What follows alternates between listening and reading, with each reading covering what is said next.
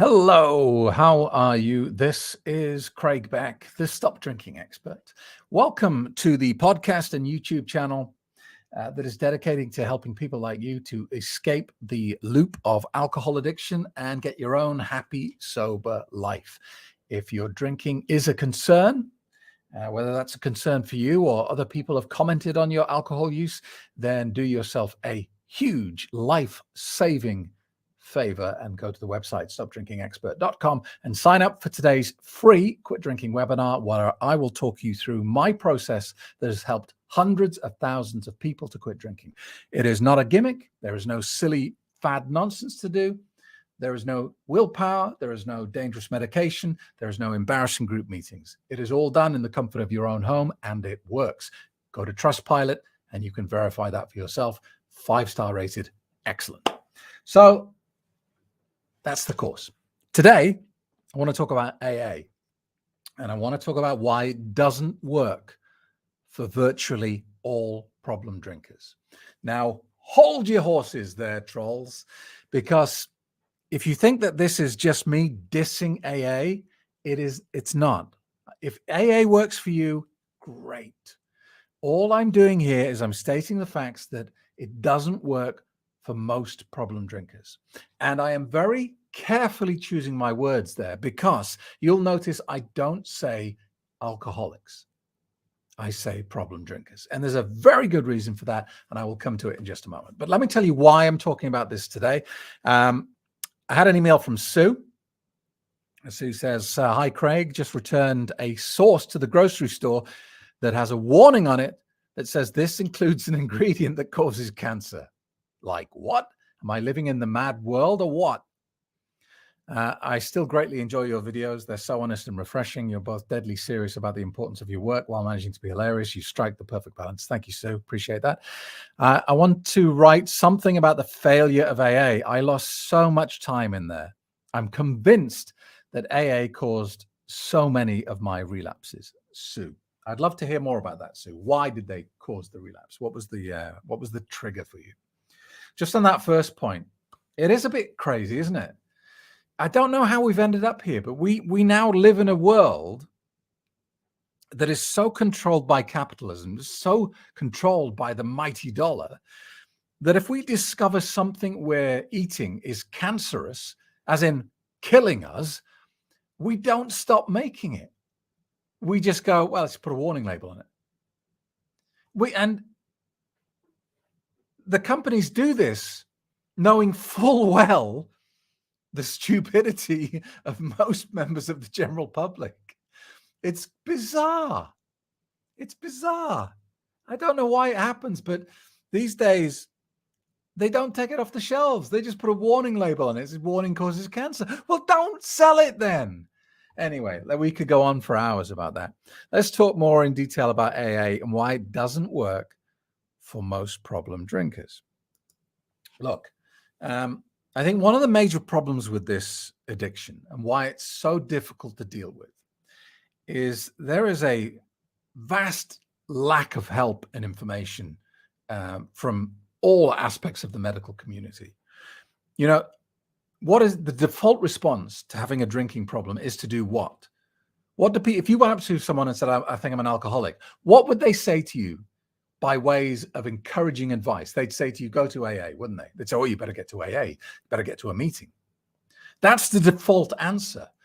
But AA has a 92% failure rate, 8% success rate, 92% failure rate. And I think we've just got lazy because we wouldn't accept that sort of stat from anything else in life.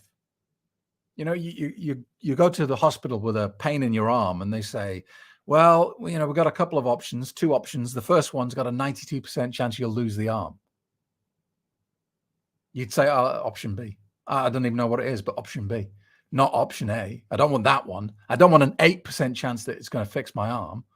But for some reason, when it comes to drinking problems with alcohol, there's this, you say table, I say chair. There's this response that goes, go to AA.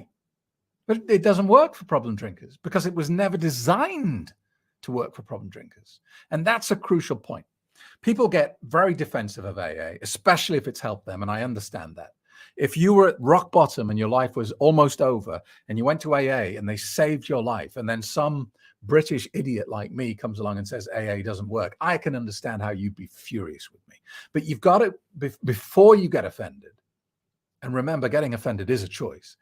Before you get offended, you have to listen very carefully to what I'm saying. AA was designed for full-blown alcoholics. That's why it's called Alcoholics Anonymous, not Problem Drinkers Anonymous. It's for people who've hit rock bottom. They've gone right the way down. They're there at the end. There's nothing else. They're so broken they can't hold down a job. They can't hold down a relationship. They can't go a single day without drinking. They are completely addicted physically and psychologically to alcohol. That is what AA was designed to address. Problem drinkers, on the other hand, are not generally physically addicted to alcohol. They don't get shocking withdrawal symptoms if they stop drinking. They can stop for dry January. They can go sober for October. But at the end of October, they go bang, straight into the amount they were drinking before. They can stop for a few days and they can say things like, oh, I can take it or leave it. These are problem drinkers. But nonetheless, alcohol is still destroying their life, but just slower. But the devastation is just as much. They're drinking most days, maybe a bottle of wine a night, something like that. It's starting to affect their health. It's damaging their relationship. It's damaging their finances. It's holding back their career. And slowly over time, like water torture, problem drinkers start to see the utter devastation of their lives. It's done over 20 years instead of 5 years. That's the difference. So AA was never designed for these people. It's absolutely not appropriate.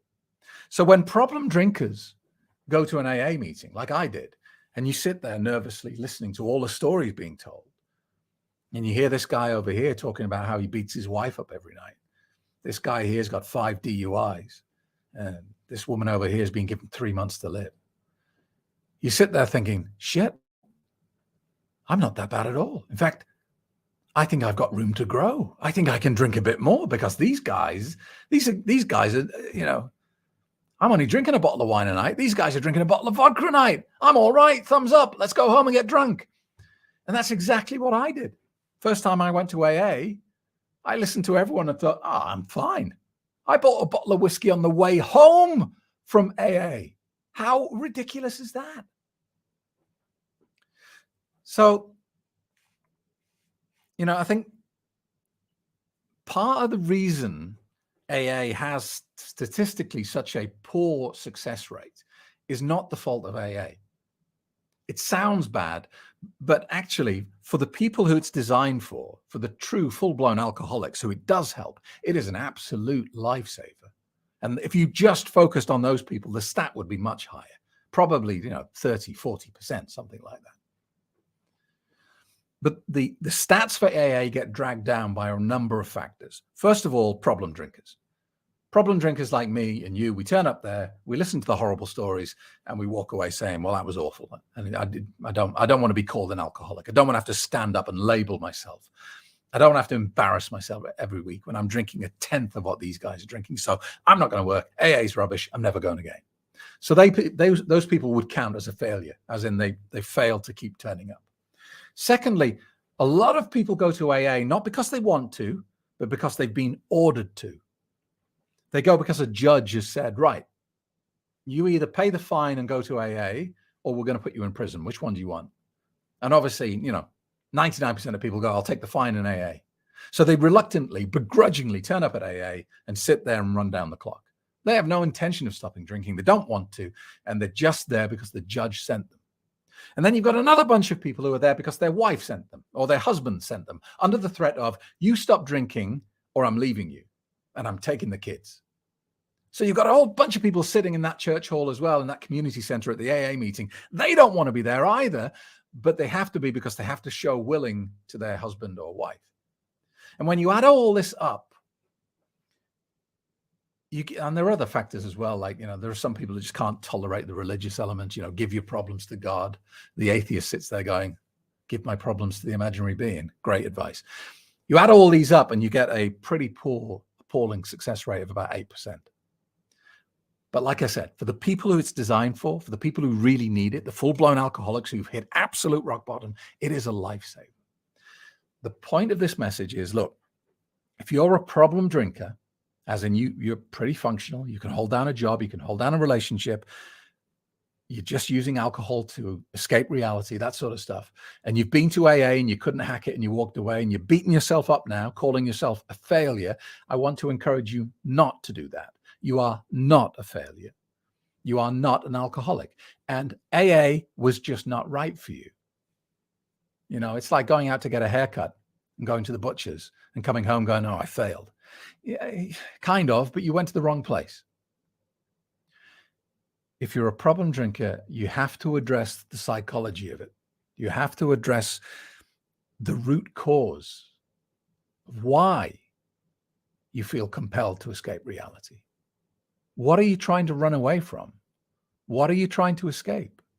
And unless you identify that and deal with it, then you'll never be free of this. And that's how my course works.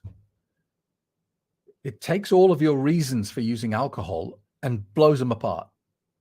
And then it says to you, look, what are you trying to get away from? Let's fix that. Let's fix that pain deep inside you, whether it's loneliness, depression, trauma from childhood, being in an abusive relationship, being in a career that's going nowhere. There's some pain in your life that's causing you to drink anesthetic by choice. Let's find out what that is and deal with that problem.